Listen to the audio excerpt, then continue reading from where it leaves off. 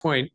It's 7:07. I'd like to call the December 4th, 2023 Planning Commission meeting to order.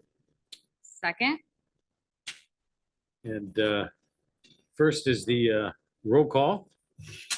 So I am present, Chair Maruziak, Vice Chair Tessman, Present. Commissioner Aliff. I thought he was going to be, I have to look at the email. I thought he was going to be I thought he was back to back. remote. Mhm. Commissioner Kokup, Present. Commissioner Crone. Present. Okay. Commissioner Lambert. And Commissioner Smith. He is present. I think he stepped away momentarily while y'all were grabbing food. I saw him as well, yeah. Okay. So first move I have is that we move to approve the December 4th agenda as written. Can I get a second? Second. All in favor? Aye. The agenda is approved. Next, are there any public comments for any items not on the agenda? I see a hand up, an attendee. Who is that? Oh, Chris is, Chris needs to be put in the panel.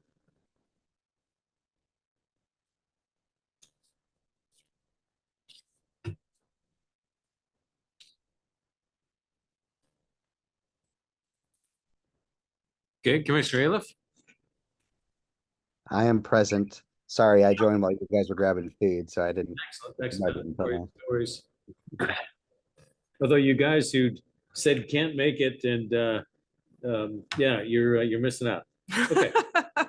So seeing no public comments here in the room or on the Zoom call, move on to the next agenda item. The council liaison report. I see Councilmember Johnson. Greetings, Commission. I am pleased to report that one of our multitude of vacancies has been filled. That is our police chief. The mayor appointed Brian Lynch as the new police chief, and that was confirmed by the council at our last meeting. And he's been serving in that role as interim police chief and has been doing a great job. So I think that that was a good move. We do still have a few other positions in senior management that still need to be filled, like our finance director. Hopefully those will be filled as well in coming weeks. So we're starting to finally shore some of those vacancies up a little bit. Let's see, next thing is so with regard to the community center expansion, things are still in a bit of limbo with regards to the financing for how we're going to pay for it. That said, we did see some more alternatives at our last council meeting and also at Parks and Public Works Committee. And one of the ways that the city and the council are currently considering going forward is in a phased approach. We haven't voted on whether we're doing that or not. It's just one of the things that we're currently considering doing. So that would be essentially you dig out the big hole and fill it with water first. And then there are other things we want to do in the community center expansion that we would add on later on, like a fitness center and that sort of thing. So essentially that lowers the upfront cost. And then as we gather more funds for the other things, and we can do those. So we'll see if that's what happens or not. Still, everything's kind of on the table, awaiting full funding for the project. Even for that, we don't have all the funding in place. So unless Steph has anything to add to that. Yeah, that's pretty much where we're at right now. Oh, the sad news on it is that it appears that the school district will not be assisting us financially at this time. That doesn't mean that they won't ever, but at least for now, they're not going to be a financial partner on that project. Let's see, the other big thing was, oh yes, with regard to the model train museum, which I know that there's been some interest amongst the planning commission on. Where that's currently at is that the location has been moved from the so-called tree lot to an undetermined location. There are a number of places throughout the city that are currently being considered as possibilities, but we don't have any specific plans at this point. But the project is still moving forward, at least last I heard. So we'll see. I'd be happy to take any questions. I think I hit everything that I wanted to. Yes. I have a question regarding the phasing of the community center. Yes. Is there a kind of a clean phasing that has been recommended, or is it just budget driven? Well, that's not good. My understanding is it's essentially budget driven, that the hope would be that we could afford in the not too distant future, we'd be able to afford digging a big hole in the ground and filling it with water. And that's kind of the biggest lift of the whole thing. That is overwhelmingly the majority, like, I don't know, 90% something of the cost of the whole project. So that would be the big thing. And then after that, it would kind of depend on the need. There's some administrative offices that the Y believes that they would need in order to be fully functional, especially with the new facility, large facility being a pool. And then there's also the fitness center. So essentially the rest would be driven by sort of a combination of need and funding availability. Does that answer your question? Yeah. Can I ask a follow-up question? Yeah. Well, Chair, you decide that. I'll tell you what, let me rotate around. I'll come back to you. Okay. So I do want to make sure everybody has an opportunity to ask a question. I've got some member, Vice Chair Tessman. Yeah, thanks, Chair. Just following up, are you able to elaborate at all on what's causing the change in the location on the model train museum? And kind of part of that, does this change introduce risk of the city losing that? So the main point of contention was with regard to the tribe, who had some sensitivities around the area, although it wasn't exactly that specific lot that they had a problem with. That lot is nearby to some of their sensitive land. So essentially, out of respect to the tribe and their wishes, there was an agreement to move the museum to another spot. That said, we don't have any formal agreements of any kind. So I would say that there's always the risk that it could fall through if it drags on for too long. I do know that the owner of the museum does want to get this done in relatively short order. I don't want to put a number on it myself, but we have an MOU with the deadline for a reason. So there is a chance that it could always fall through. But that said, we're hoping we can find another alternate location, some of which I don't think that I'm at liberty to say for various reasons. So I'll have to leave it at that. Okay, anything else? Yeah. Vice Chair Tessman? No, thank you. I appreciate it. Okay, Commissioner Aliff? Anything for Councilmember Johnson? I'm sorry. You said no. I think she said no. Okay, and then Commissioner Kilcup? Yes.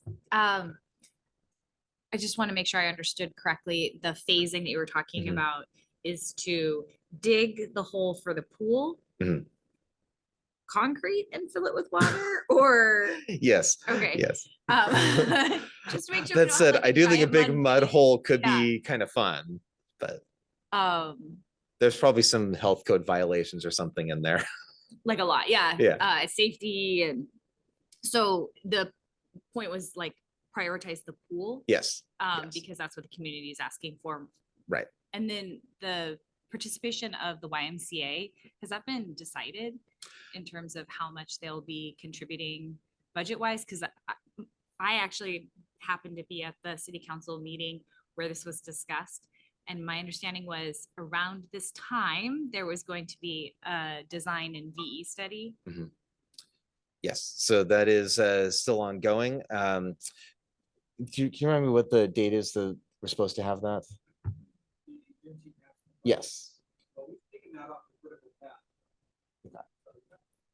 Sorry, gotcha about that. Yeah, sure.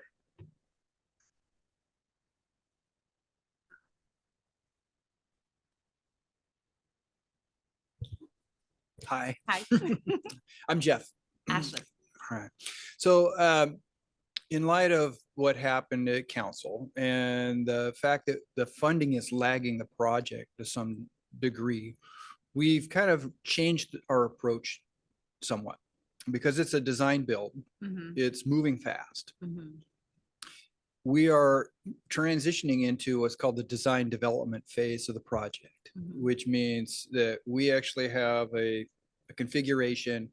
We know what sizes we want, and we want what functionality we want to add to the building. We've gone through an alternatives analysis. We've looked at various different options to reduce costs, or the possibility of reducing costs if it helps us to get it constructed. We can shave off portions of it or add them in. The way we're approaching it is to add them in as alternatives, Mhm. so that we will design the pool and natatorium as a standalone item with a cost. The dry side improvements, the fitness center, the child's care portion of it, the administrative offices, the path that comes up from Ridge Street, all of those are designed and costed out as separate portions, Mhm. so that when we get to the point where we're ready to start construction, depending on how much money we have, we can decide what to build. Okay. All right. So in that way, it's phased.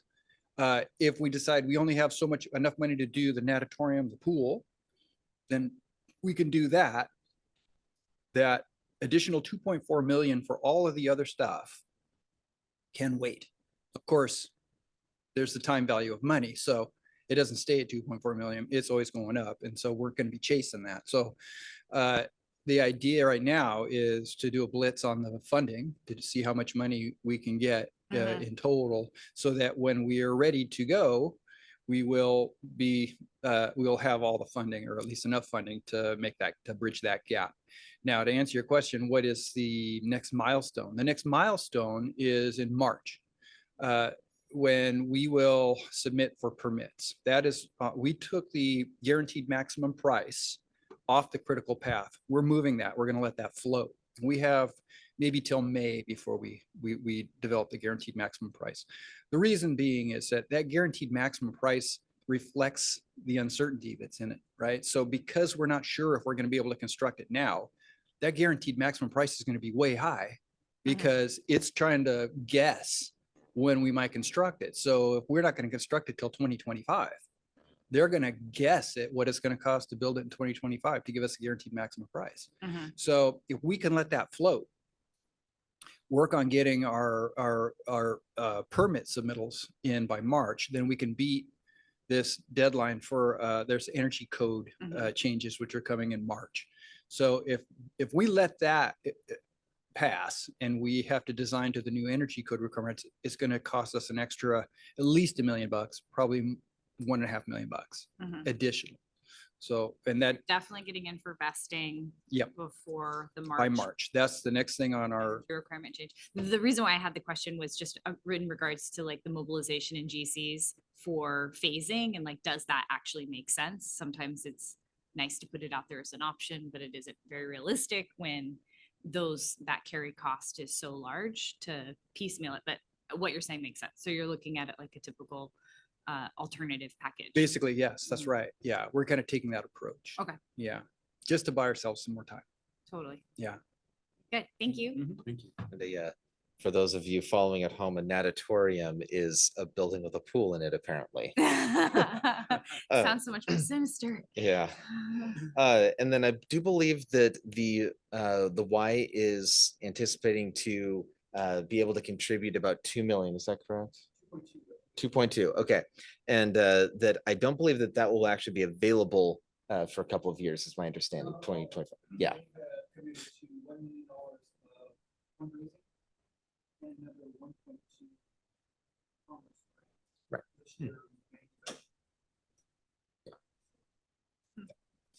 Out of 40 million?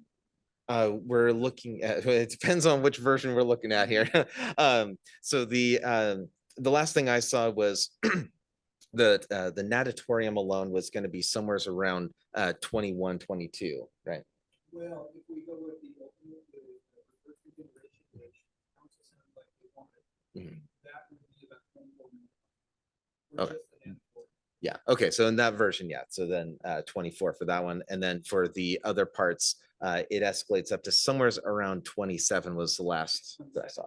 Yeah, but that was the last that I saw. Oh, okay. Thank you. Next. Mr. Kokup, anything else? No, I'm done. Thank you. Thank you. Okay.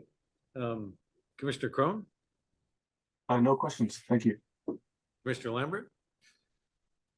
Just out of curiosity, with the YMCA running the pool, do the city of Snoqualmie residents get any sort of a discount or anything for using the facility versus people that are out of not part of this tax makeup that's building the pool?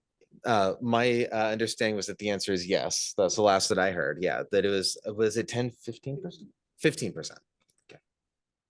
It's like not very much compared to the fact that the city of Snoqualmie people are footing the vast majority of the bill.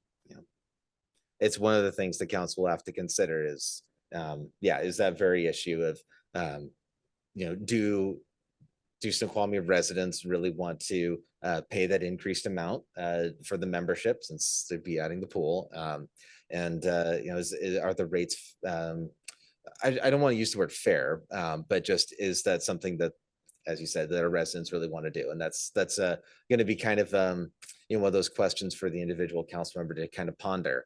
It'll be interesting to see where we land with that because it certainly is a significant concern for us. Yeah, I mean, there will be drop-in fees, right? My understanding last I heard was that there would be drop-in fees. Yeah. Something like, I think it's $20 a day, something like that was what $20 I a heard. day. Yeah. So Julius. But Baum for in Issaquah individual. Is $6. Say again? Where? Julius Baum in Issaquah is $6.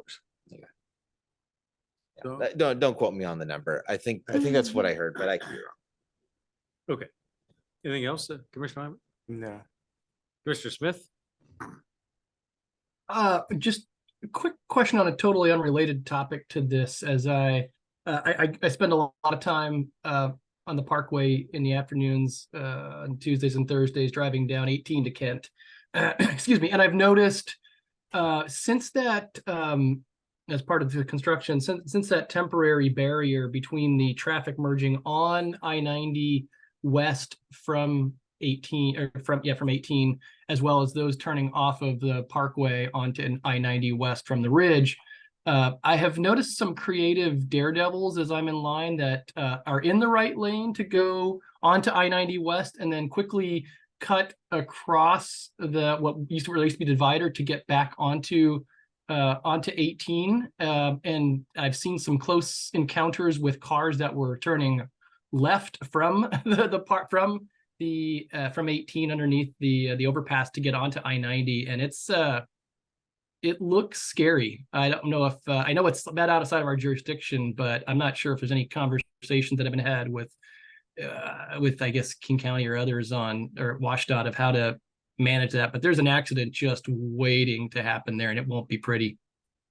Yeah, well, we get plenty of rollover, so I'm sure that we're all very excited for actually having this work done finally to widen 18 and to get a new interchange that can better handle the traffic that's going through there.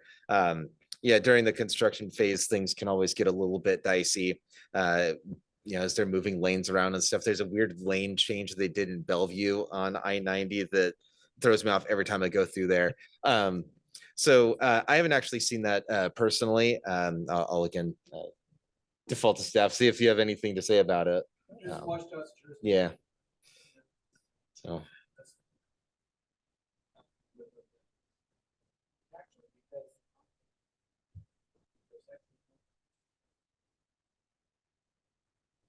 Yeah, one of the things that I've been kind of concerned about related to it is how many potholes have been opening up during that construction down there. Some of them are fairly sizable. So perhaps something we could do at one of our next Parks and Public Works meeting is maybe just get just have a chance for a discussion to see if there are any concerns from the community, concerns council members have that we just like to forward to WashDOT and just say, hey, we've noticed these things. Is there anything you could do to address it? Mhm. Maybe do something like that. That's a problem with WashDOT's being in school right now. They got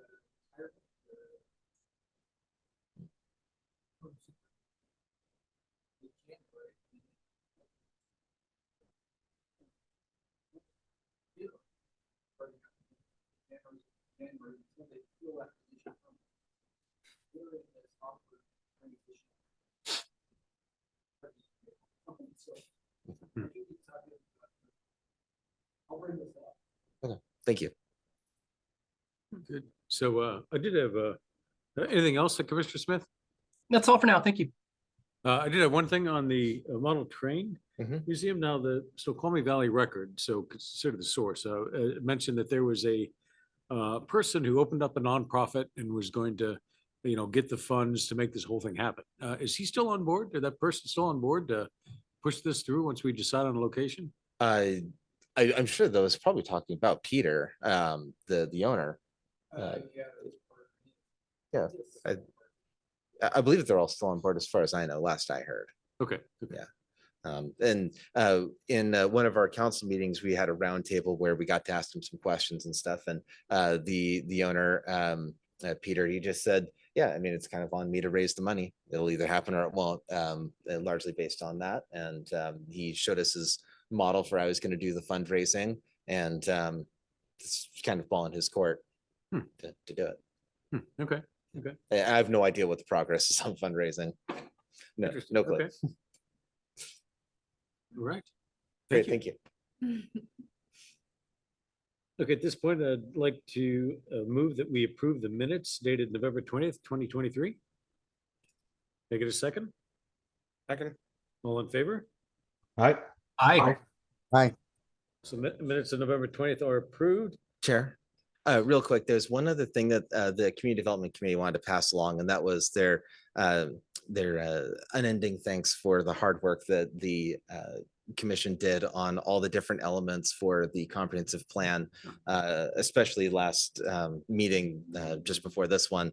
The housing element was very well done. We just had a couple of minor little things related to some of the language, but I mean, it's kind of minutia. So well done. Good. And thank you. Appreciate that. Okay, so I'd like to move on to agenda item number 2, the capital facilities element. Yes, Chair, thank you. We have Martin Chow from FCS here tonight to wrap up the capital facilities and utilities element policy and goal discussion. Martin, are you there? Yes, I am, Emily. Can you hear me okay? Yes. Right, great. Would you like me to share my screen, Emily? Sure, or I could do it if that would be helpful. Either one, what's your preference? Well, go for it then. Yep.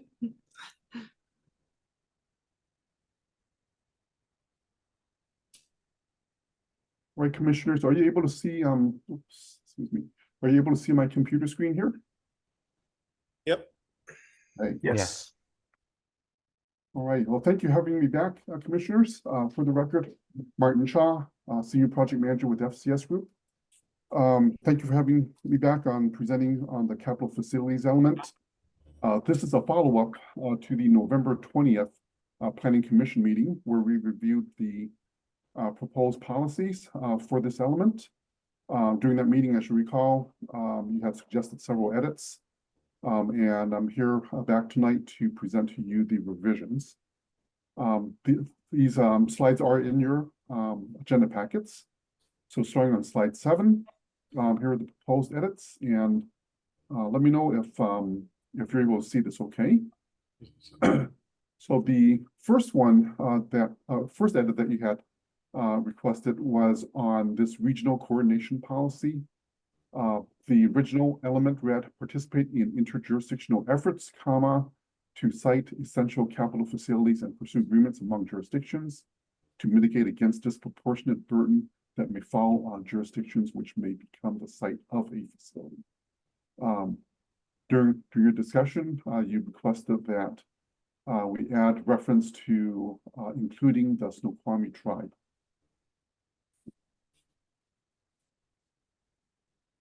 The second element, or the second policy, is under the utility reliability policy. And the original policy read plan for the general locations for major or trunk utility facility locations, and consider designating routes and locations suitable for facility improvements, subject to development regulations. During our discussion last couple weeks ago, I think the comment was made that it appeared the reference to locations seemed redundant. So we went ahead and cleaned that up by deleting, as you can see, the words "the general location for," and then and locations as part of this, so that the revised statement reads: plan for major or trunk utility facility locations and consider designating routes suitable for facility improvements, subject to development regulations. The third policy is also utility liability policy. The original statement read, require the joint use or co-location of utility trenches, conduits and poles to minimize poles and above ground structures, and to provide for the expansion, maintenance and upgrading facilities with the least amount of service disruption. The comment at that meeting on the 20th was that the word pole seemed redundant, and we went ahead and cleaned that up by removing the words poles and, so that the revised statement reads: require the joint use or co-location of utility trenches, conduits and poles to minimize above ground structures and to provide for the expansion, maintenance and upgrading facilities with the least amount of service disruption. And the fourth policy was also a utility reliability policy. The original statement read, provide residents with access to high quality drinking water that meets or is better than state and federal requirements. Yeah. So if you could just pause there, Martin. So on the first slide, I'd just like to poll the commission and make sure that that we captured everything on previous discussions. So Vice Chair Testman, any comments to the slide? No, I appreciate the incorporation of the requested changes. All right, Commissioner Aliff, No changes. Thank you. Commissioner Kilcup, It looks good to me. Commissioner Crone, Looks okay to me. Thank you for the work to make the changes. Commissioner Lambert, Looks good. Commissioner Smith. No comments. Looks good. Okay, and I agree. So good job. Good. Let's go to the next one.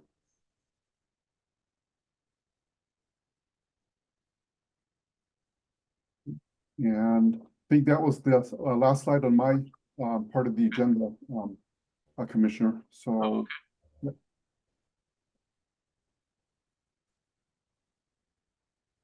So then from next step. The next steps, we'll finalize this, and then I believe we have a workshop scheduled in the new year, the first meeting in January, and I'll coordinate with Emily on that. And I believe at that point, we'll finalize the proposed policies, and then we'll bring the revised capital facilities element back to you, along with a plan for preparing the that full chapter itself. Okay. Good. Good job. Oh, it's just, I was just gonna say, yeah, we will bring this information, these draft goals and policies back to Chair Maruziak for signature, and then send those along like we have the other elements to the appropriate council committee. And this utilities and capital facilities will go to the Parks and Public Works Commission for review.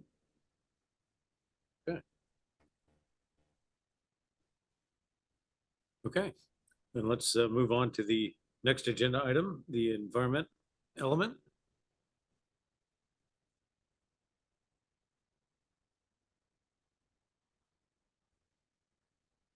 Well, good evening, Planning Commission. I'm Carla Boughton with Pretty, and I'll be providing an introduction to your environment element update. And Emily, I will actually ask you to share the screen for our PowerPoint. Great, thank you. Go ahead, first slide. Or next slide. So the environment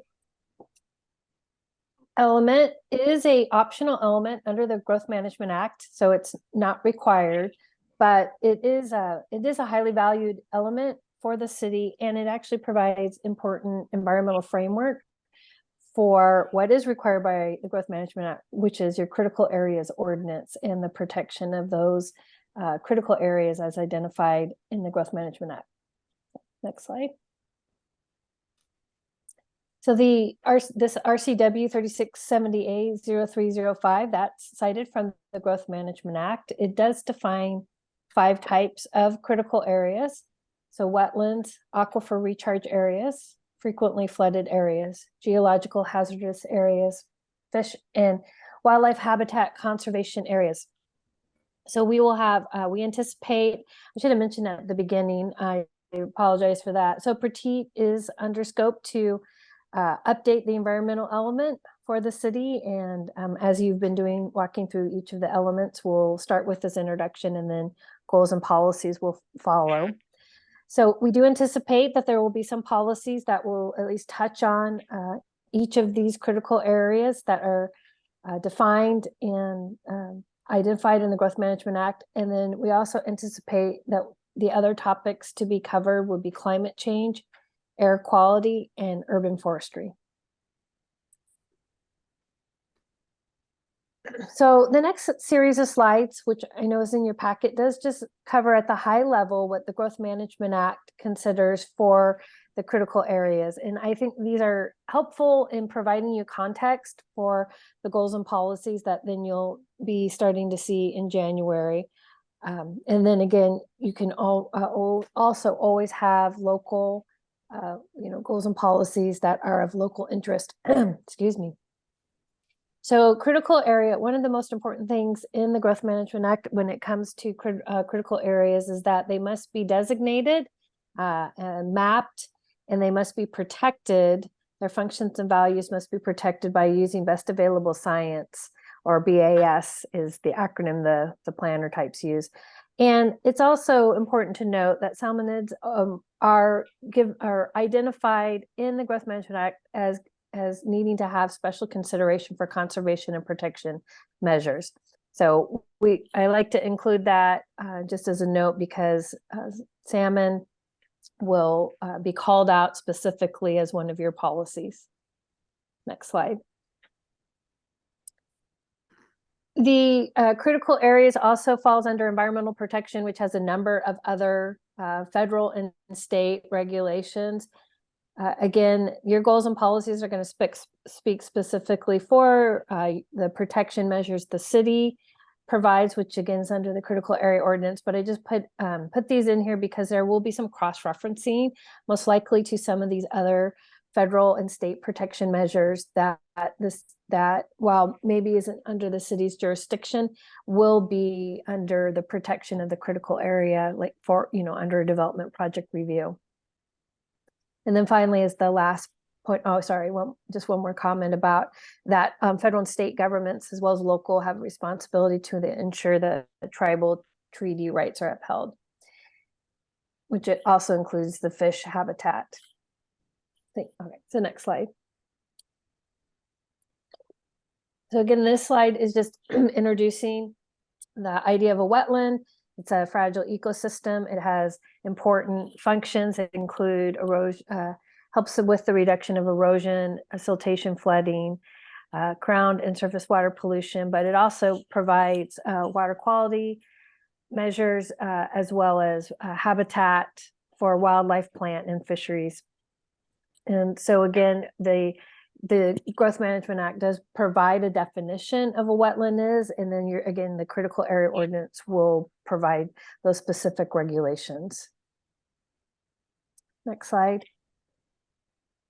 For aquifer recharge areas, again, speaking about how those are, what the importance of them are for the community, for the jurisdiction, and then determining how they're protected would be oftentimes you look at the local area's groundwater management plan or the county's groundwater management plan and determining which areas might be aquifer recharge areas. And then again, the critical area ordinance would have specific regulations.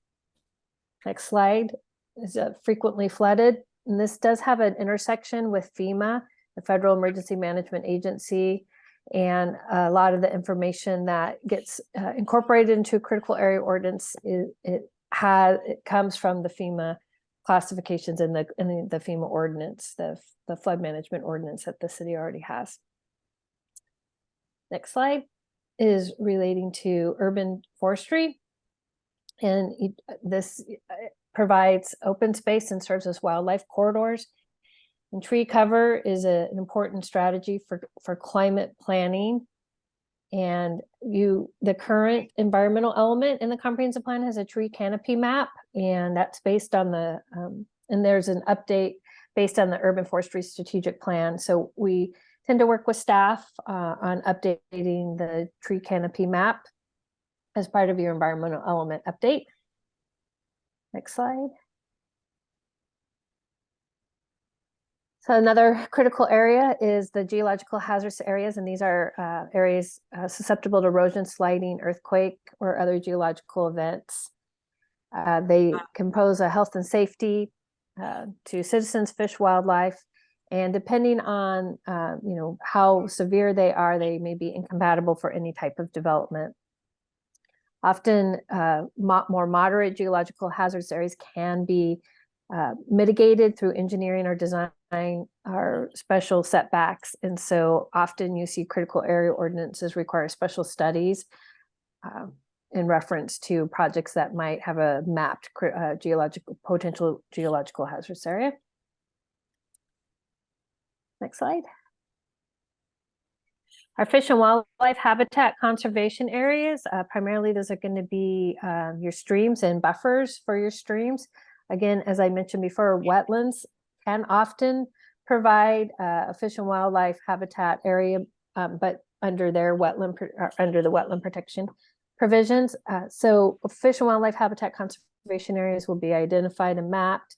Again, mostly they're going to be your stream buffers, and but there might be special other wildlife that are unique to Snoqualmie that may have a special or species of local concern is what's called under the Growth Management Act. So you might have some special provisions for that in your critical area ordinance as well.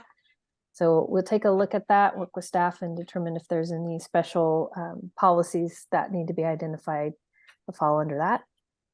Next slide. So climate planning is something that your environmental element already has a lot of narrative on, which is ahead of its time. So that's great because this is the time when climate planning has come to the forefront of regional and state policy work. So PSRC Vision 2050 definitely has climate planning woven throughout its entire policy document. I just put in the slide the goal that PSRC's Vision 2050 has established, which is reducing emissions of greenhouse gases to those percentages, and has a number of policies that will need to be included in the environment element to be consistent with Vision 2050.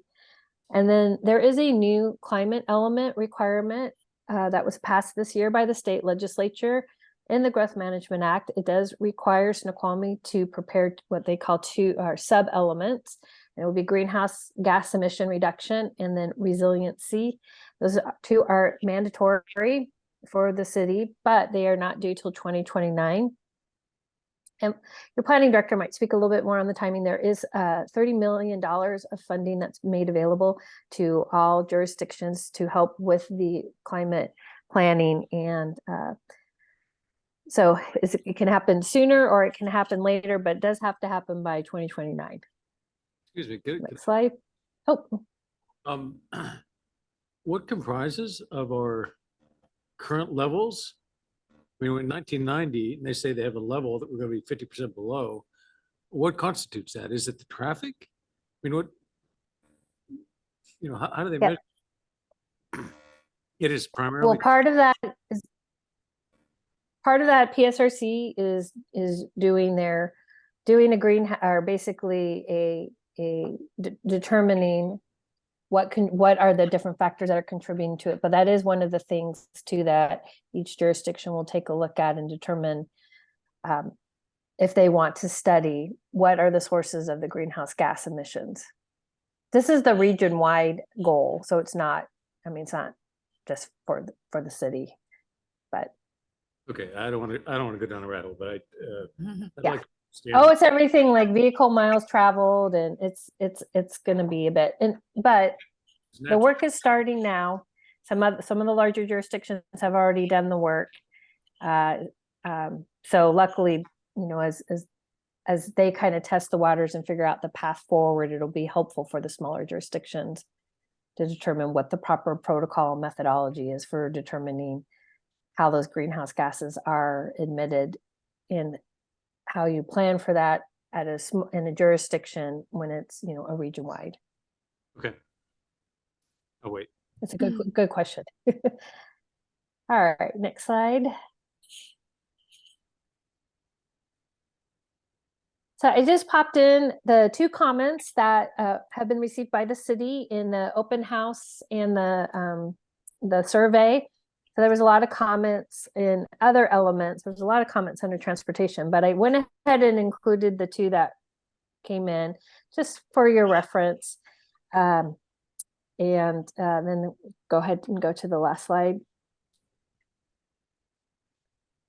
So this is just a high level introduction to what you're going to expect to see in the environment element goals and policies. We'll introduce those to you on January 2nd after Martin finishes up with your, I think with continuing with the utilities and capital facilities. But again, these are the areas that we expect to see. These are the topic areas: environmental protection, critical areas, and talking through those, each of those that we just went through: the wetlands, fish and wildlife habitat, geological hazards, aquifer recharge areas, and frequently flooded areas.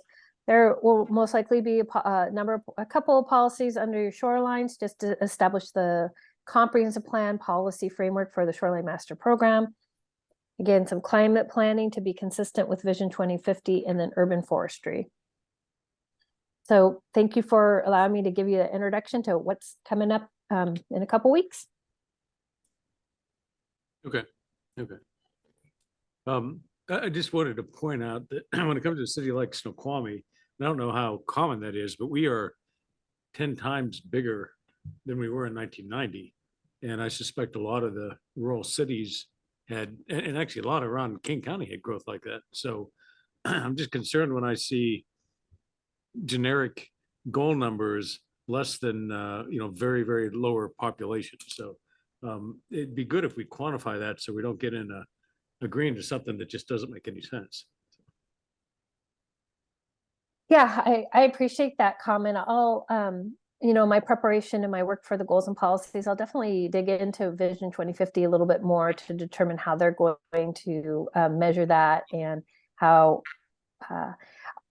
the Washington State Department of Commerce just recently released their guidance for what the climate planning, the climate planning element, and the 2 sub-elements, resiliency and the greenhouse gas reduction. So I will try to be prepared to address that question for you in January 2nd. Okay. Great. Any general questions from the commission? Vice Chair Tessman, any questions? None from me, Chair. Commissioner Aliff? No, thank you so much. And thank you for the presentation. Commissioner Thank Kilka? you. No comments. Commissioner Crone? No comments. Commissioner Lambert? No comment. Mr. Smith? Nothing at this time. Thank you very much. All right. Well, again, thank you for putting all that together. Okay. Look forward to Carla. seeing the next step on that. Yeah. Okay. Thank you. You'll have a really good holiday season. We'll see you in January. Likewise. Bye, Have a Carla. great holiday. Okay. The fourth order of business is potluck. I think we nailed that all the way through the agenda. So there's still some food left if the folks want to go for it. And let's move on to items of planning commissioner interest. So again, I'll do the round robin. And these are general items of interest. Vice Chair Tessman. I don't think anything this week. Thank you. Okay. Commissioner Aliff? No? Okay. Okay. No, nothing. Thank you. Commissioner Kilcomp? I don't know if this is my place to say, but I'm concerned with those two projects that are with the city council. Just my experience in different complex deals coming together as far as the railway or model train museum. Time kills any deal. And it's so annoying and it's so true. And so if that's something that we want to bring in, I feel like there was a lot of excitement around it. And it seems like it's just getting into, it feels like a pretty big setback to not have a site identified. So I'm just expressing a little bit of concern there. And then with the community center, it feels like that maybe there was not a really great understanding of design build with the city council members from the meeting I sat in on. And just as that approach is a brilliant approach to projects, but it does require a certain amount of education amongst people that are in stakeholder positions. And I guess I have a little bit, I'm not second guessing any of the work being done. But now that sounds like schematics complete, design development's underway, vesting for permit in March, then a GMP will happen after that. And then I'm not sure if the value engineering, it just seems, yeah. It seems concerning to me. And again, under the guise of time will kill these deals. And I think that there's a lot of community support for it. So, yeah. Yeah, I totally agree. Good comment. Anything else? No, that's it. Commissioner Lambert? What's going on with the building that's right over here across the way? Do you know if that's moving forward at House. all? The commercial space with the two or the. You're talking about the rails, the old rails thing? No, it's the ones right across the street here. Oh, the Woodman. No, next to the Woodman, this way. Smoky The open Joe's? lot. No, Oh, they're never changing Smoky Joe's. The open lot right here that we approved the project. That was Is the the rails. rails? That was the Okay. rails. Yeah, that was called the rails. it's still in development review. Okay. Yeah, it is still in development review. They were working through the King County Stormwater Design Manual. Gotcha. Okay. And then last one, out of curiosity, are we pushing to have anything done about the wonderful communication poles that were vandalized and are half tipped over on the way down to the elk field? That's a good question. Yeah. Does anybody have an update on Councilmember that? Johnson, do you have an update? Or maybe Jeff, you have an update? Yeah.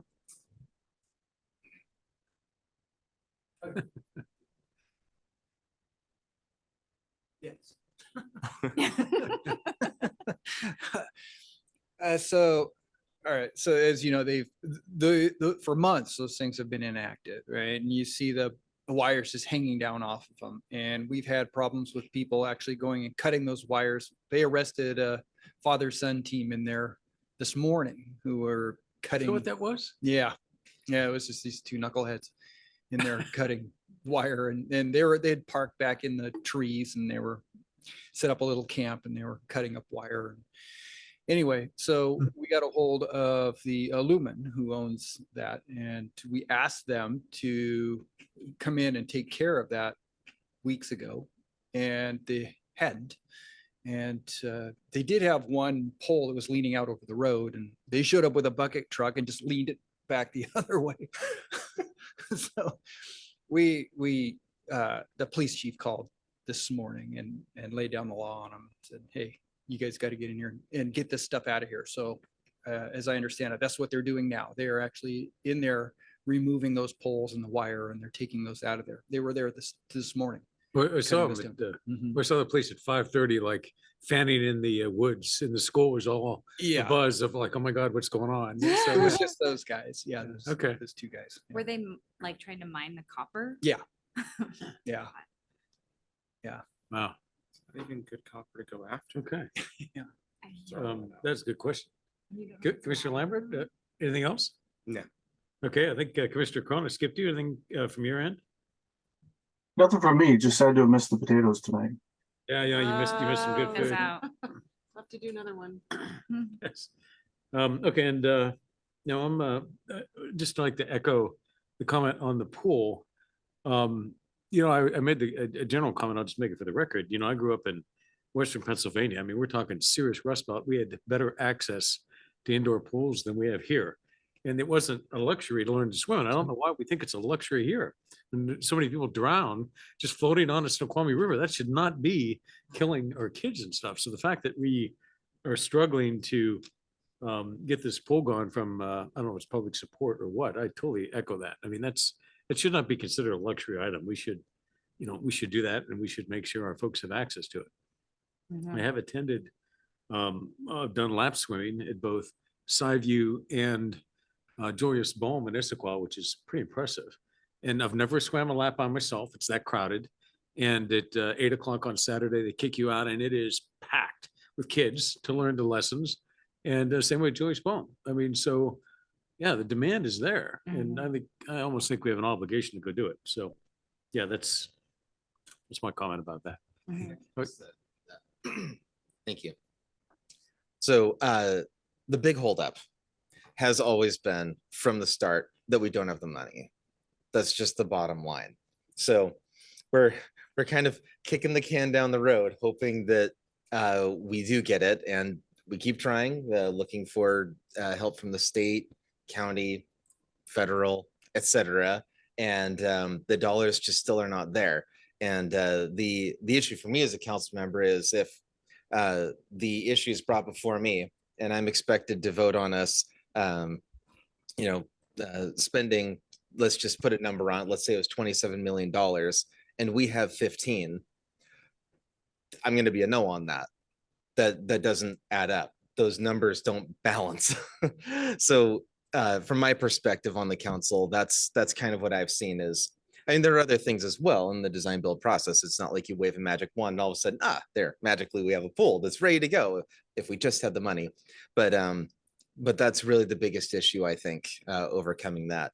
One other thing that I would mention is that whether the public, any member of the public is for the community center expansion or against it, we want to hear from you. So please let us know what your opinions are as a city. We get shockingly few emails from citizens about anything.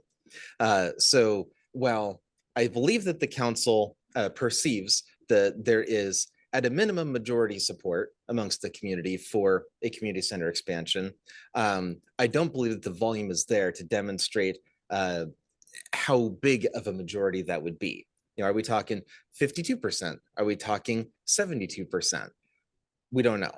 And just getting a little bit more input from the community would be very helpful. So encourage your friends, family to send us emails, let us know, and not just about the community center expansion, but just about anything. We'd love to hear from the community more than we do. That's what I was going to ask. So in addition to community support, what else would you encourage folks to do other than to say, we want this with this huge funding gap? And to be clear, if you don't want it, also, I want to hear from you. I'm sorry, go ahead. Yeah, no, so what else? What else is there to do to close the funding gap? So not just messaging us, but also our legislators. If they hear a groundswell of members of the public asking for support, then they will be more likely to take us seriously when we ask them as well. So that would be something that'd be very helpful. It might be nice to have some of this information organized in one place if it's not already on the website, so that we could, is that already there? But also with the Maybe legislators. publish it on the Facebook page more. Yeah, that sort of thing. But the legislators, with this is something that we want. I mean, I'm not sure if we've gone to that level of like helping people what you need to say to whom. Is that done? So, yeah.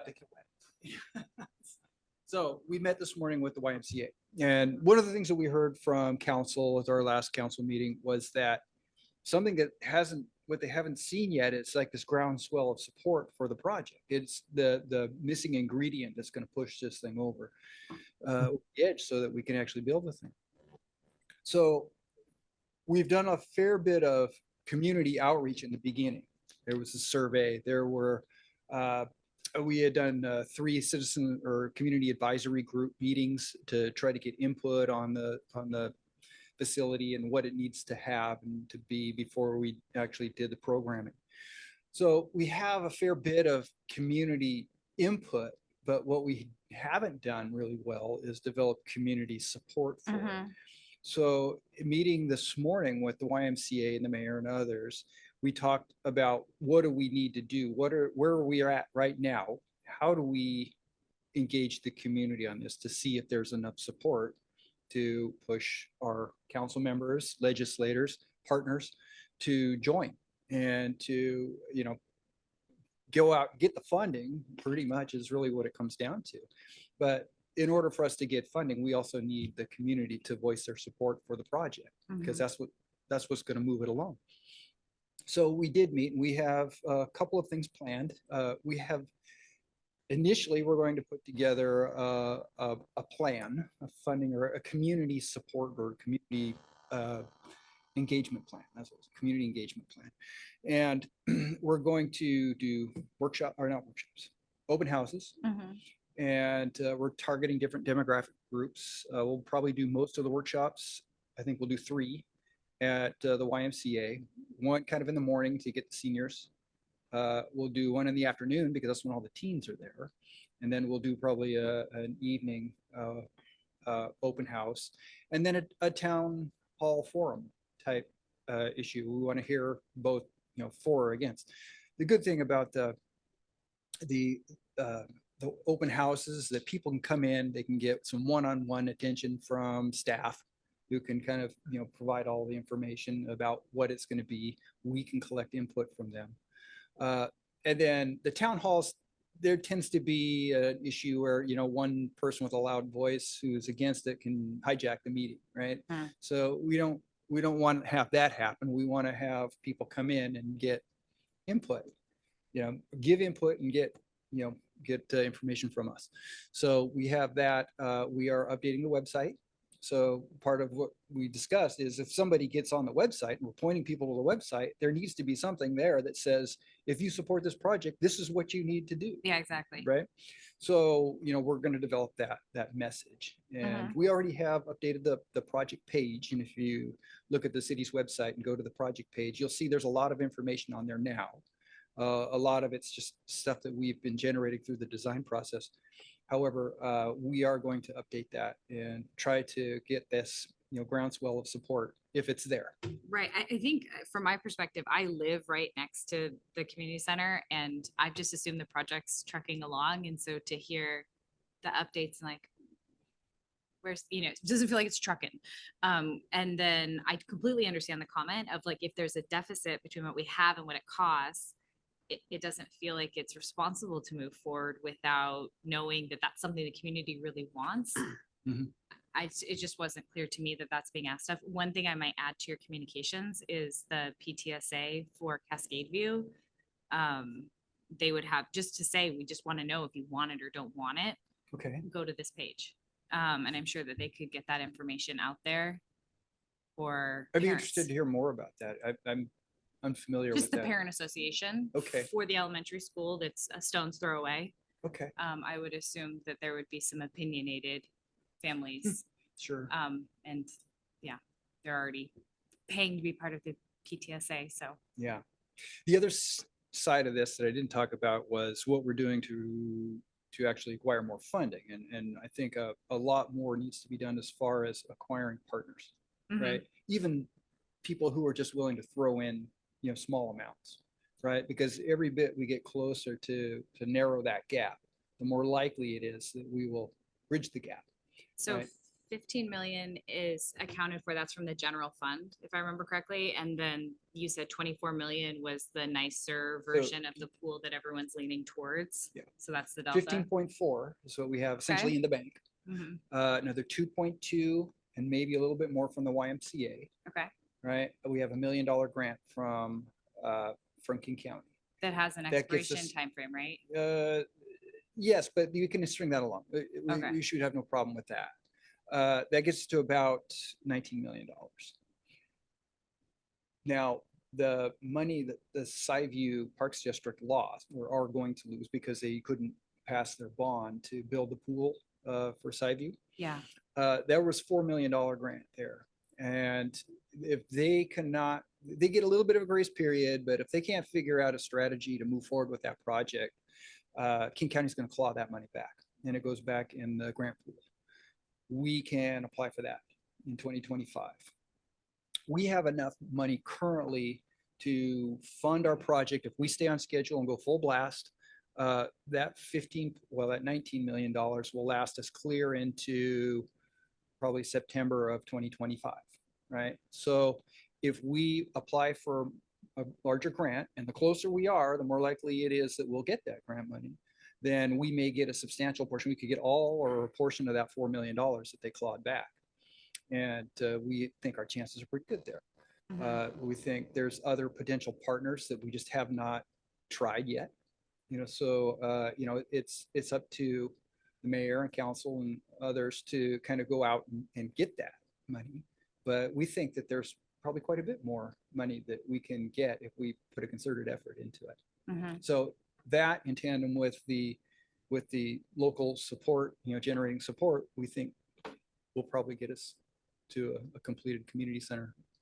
On the local funding front, I don't know if you do this. I saw this at one poll. It was really cool. If you paid over $1,000, you got to put your name in a little brick with a, swim hard or go home or whatever you wanted to put on there. And then the brick would be there. And then you'd have to go around and go find it. But yeah, I don't know if they raised a lot of money, but the support was so huge. Right. And yeah, I think the way Councilmember Johnson couched it is just like, look, if this is all there is, then it's a no. I mean, it's like we could lose this if we don't support it. I mean, I think there needs to be a barb of urgency on this because I agree. I mean, if it drags on too long, I'm concerned. I agree with the concern on it. And we feel like the support is there. It just needs to be mobilized, right? And I like that technique. That's a really good technique. I think it does two things. One, it raises a small amount of money, but it also generates some excitement and support. So I think and ownership. Yeah, people come to see their brick, they don't have to go swim, right? Yeah. Right. Yeah. Okay. Councilman. Oh, sorry, Vice Chair Tessman? Just a couple of things really quick. I just want to thank Commissioner Kilcup for taking us in this direction. Such a thoughtful comment, really leveraging your expertise, and it's spot on, both on the railroad and on the pool. It came up in the conversation, so I'm glad to hear it. But I was curious what the impact of the unfortunate lack of 60% threshold on the side view pool. It sounds like it has potentially positive consequences for our pool, sadly, but a great point on the CVIS PTSA. We're part of that, and I think if you got a constituency for the pool, it's there. I think the final point I'd raise just on the issue of the railroad is it's come up in these meetings before, but the city is consistently looking for a way to diversify its tax base. I think if we mess up and we lose out on this model railroad museum, we're missing a very big opportunity to add another point of diversification to that tax base. And that'll be really regrettable if it goes that way. But that's all I have. Good. Well, good end of meeting discussion. Yes. Yeah, just one other thing on that is, like I said, I don't think I don't have the city attorney here to ask. I don't think that I can say some of the places that we're looking at, but they might be better locations with regard to sort of the ripple effect of people who come to visit the Railroad Museum, spend a little bit more time closer to some of the other businesses in the area. So it could be a good thing too that that the location has changed to wherever it will be. Okay. Cryptic. Anything else? Okay, not seeing any hands up. I now move to adjourn the meeting at 8:12 p.m. Can I get a second? Second. All in favor? Aye. Aye. It's adjourned, and we'll see you guys in the new year, right? Happy holidays, everyone. Happy holidays. Happy holidays. Happy holidays. Have a good one. See ya.